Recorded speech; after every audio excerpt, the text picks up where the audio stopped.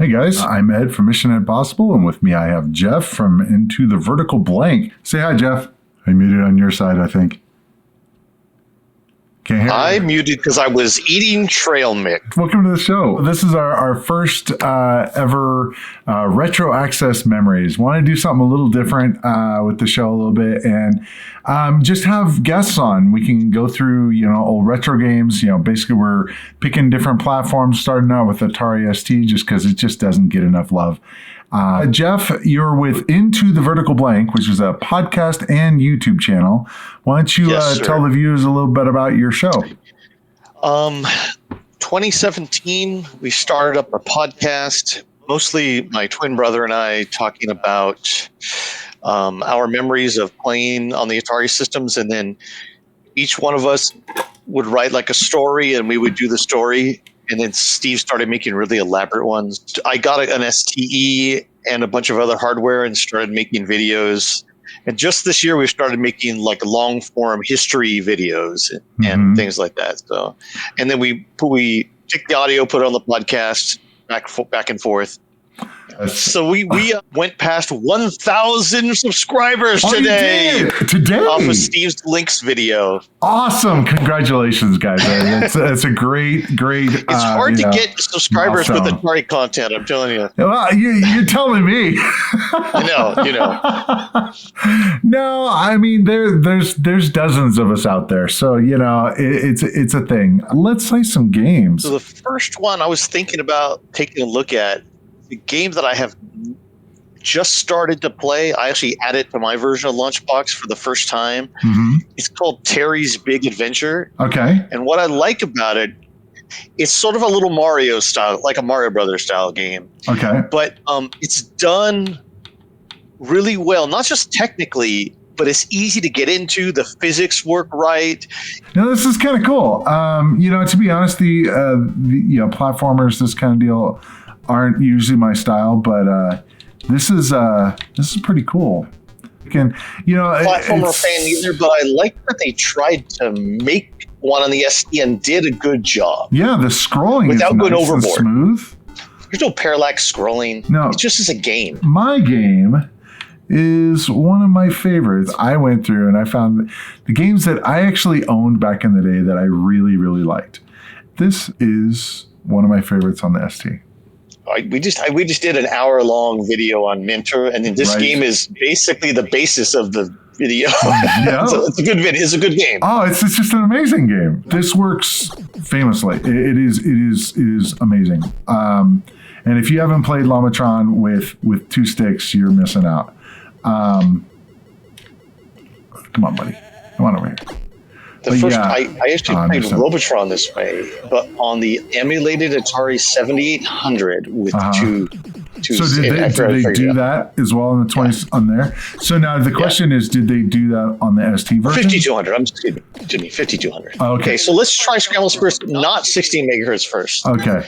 So we went through and tried to find which games are timed properly to use with the vertical blank, and with the vertical, because I'm in the vertical blank all the time. There you go. If the game is timed to be in the vertical blank, it will actually run fine on the Mega ST and 16 megahertz and just speed up the rendering, not speed up the clock. Right. And so Scramble Spears is one that needed it because it's too slow at 8 megahertz. And so now we're in 16 megahertz that we can hit. I'm going to try it. I'm going to do it. Fire to start. All right. And then now we're going to hold it down. And definitely better. Super sprint. So I really like top-down racing games.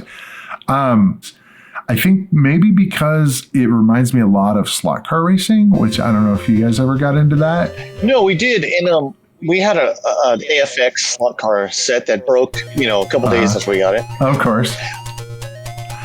But no, these games are really well made too on the ST. Yeah, no, it's really good. And control it works. Yes, the control works. Yes, something that's hard to get.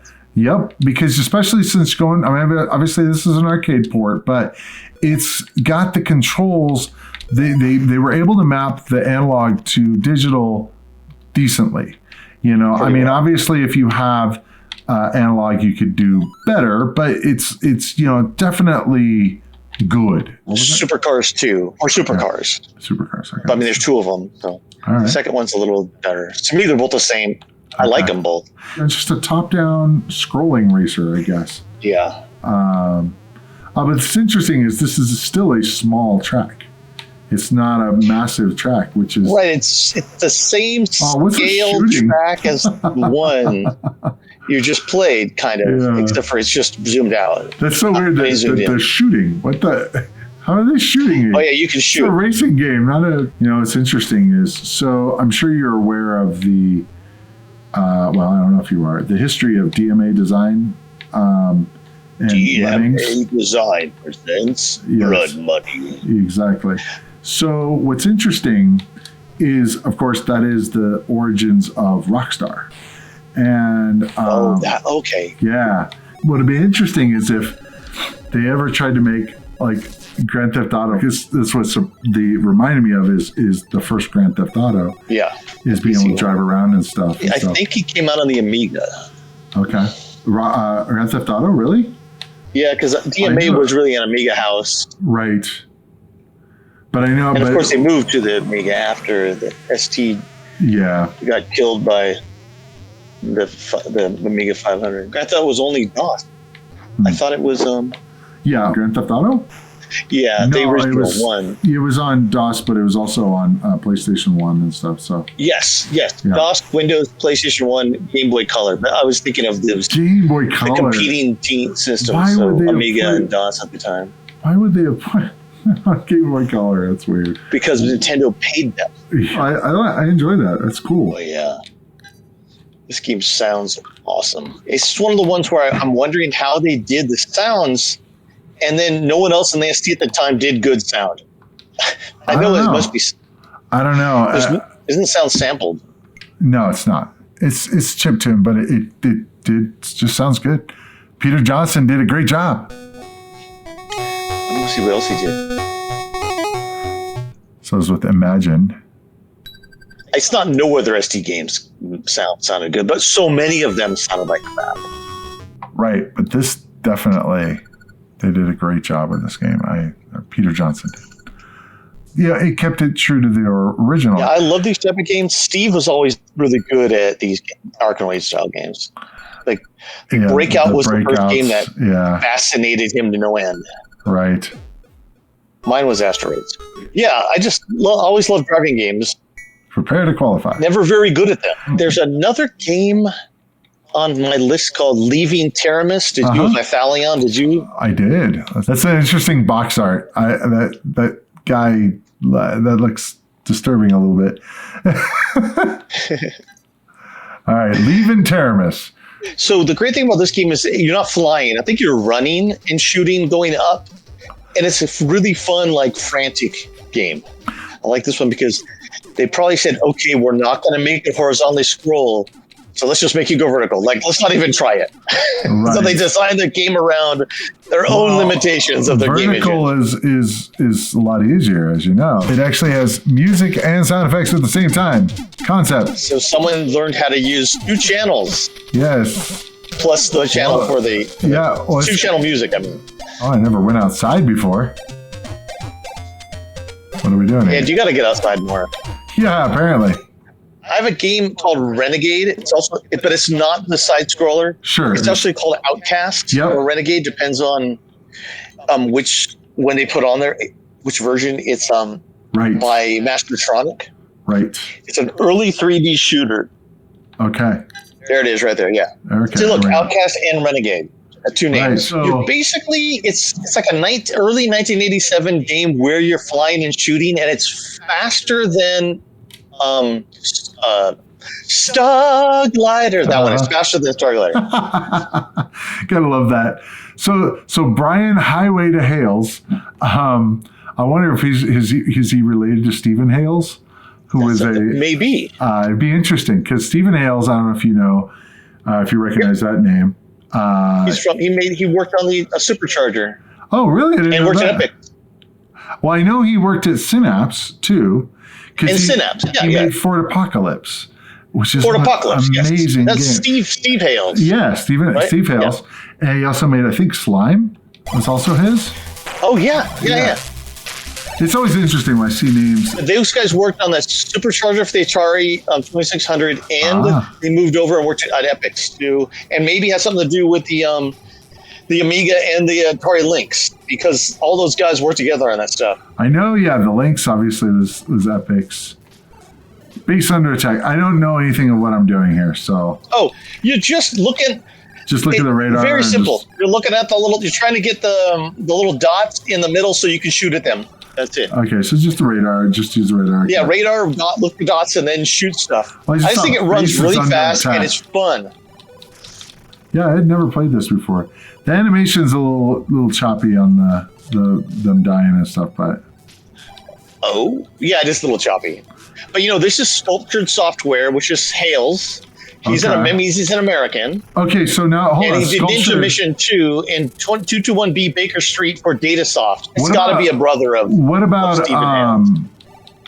Sculptured? Didn't they also do something? Did they do something for the Jaguar? Yes. What did they make for the Jaguar?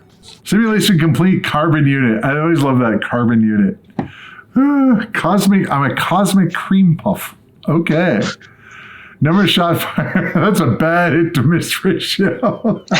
Well, you could tell they were doing a little bit of a takeoff of Star Raiders. The next one for me is it's a port, and I know I played this version of it because it's just amazing. I freaking love this game. Oh, Black Tiger's one I think you can play at 16 megahertz also. Oh, can I? Oh, if I can play at 16 megahertz, I'm so gonna do it. Let me try it. Wow, this is actually just about arcade quality. Like I said, if Amiga guys are gonna show their Amiga games running on Amiga 1200 like this, then we can show them running at an Atari ST, Mega STE. Yeah, that's what we have. We have a Mega STE is what we got here, sitting right here. Yeah. I loved this game. I think because, yes, it was an arcade game. I love the idea, kind of what we were talking about with the Super Sprint, of having power-ups that you can buy, and it has you have to get the Zenny coins, and it's more like almost an action RPG, I guess, but in an arcade game. That wasn't really a thing, This is a great game. I love that. We can move on to the next game. What else you got here, Jeff? I think Joust was the last one that I had. All right, let me fire up Joust. Which I thought this is the first game I ever played on Atari ST. Now this was another Atari release. This was very early. Yeah. So 86. It is very playable. Yes, it's a little slow. You have to kind of go, okay, this is not like the arcade. As far as the speed, but the graphics are identical, I think, or very, very close. Yeah. And the sound effects are, what I always love to do is do this and just see if they, let's see. Just hang it up there. No, you got to do the thing. I don't know what you call it, but it's the bouncing, you know what I'm talking about, right? Oh, you got to know what I'm talking about. Oh, God, tell me you don't know. I don't know what you're talking about, unless I see it. That. I've never done that. Never done that. That was one of the things as a kid. I learned in every version of Joust, I have to do that, pull that move, just because. And if it doesn't work, it's not a real. Yeah, exactly. It's like the Easter egg kind of thing that programmers put in. It's like, oh, does it have the bouncy move? I don't know. So that's kind of cool. Well, this has been fun, man. I 2 hours of ST games. Exactly. Have me on next time you do ST. Oh well, you after you get through all your other guests. Have me all my other guests on. And be sure to check out Jeff and Steve's channel, into the Vertical Blank. There's in the description. I have the links to both the podcast or their website, so you can listen to podcasts wherever you listen to podcasts, as well as the YouTube channel. So definitely check them out. All right, guys. In that case, see you in the next adventure. Take care. Bye-bye. Thanks for watching. If you enjoyed the video, be sure to hit the like button. If you'd like to see more of this kind of content, be sure to hit the subscribe button and ring the bell. I post new videos all the time and I wouldn't want you to miss any. If you'd like to see more of this series, be sure to click up here. And if you'd like to see something else, be sure to click up here.